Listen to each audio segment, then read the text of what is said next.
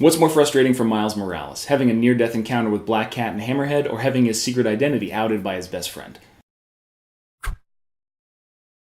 What's up, everybody? I'm Stan, and welcome to Detail Comics, where we go over comics in detail. Today I want to do a quick review of Spider-Man issue number 5.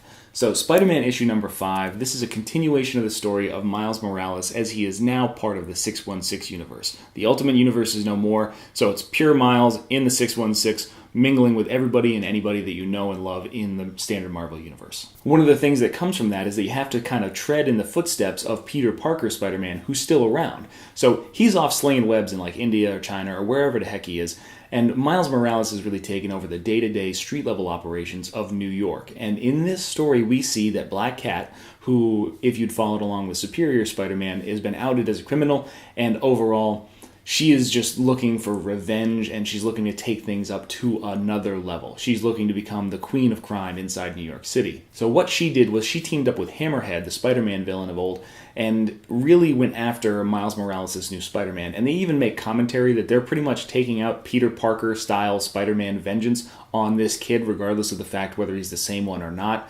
And I found that to be kind of interesting, because if you didn't have the opportunity to really confront the person that is the source of your kind of issues, how would you respond and how would you react to that? You know, would you take out somebody else that's just like, ugh, you're not him, but you're super close, and that's enough for me? It's like, okay, cool. But overall, Miles finds his way out of it. But the big thing is that now we have a new former X-Men kind of character moving in with Miles and Ganke, and then you've got this other situation where Miles' grandma is super convinced that he's on drugs, he's with a girl, all these kind of things, and she is just out there. She is fruit effing loops, man. I'm not a huge fan of his grandma at all, which is the way that Brian Michael Bendis is really kind of writing her. And she enlists the help of a very special kind of private investigator, and that's going to be a very interesting story development. So that's pretty awesome. Plus, there's some things with Miles' father. The story overall is really good. I really like the way Brian Michael Bendis writes Miles Morales considerably more than I like the way he writes Peter Parker.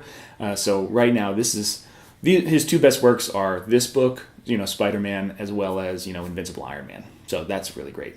As for the art, Sarah Pichelli does a fantastic job. Sarah Pichelli really gives a very distinct feel and look to the overall book, and her characters are very well drawn. There's a very consistent sense throughout the entire book. There's plenty of detail, the coloring that gets complementing those things of hers.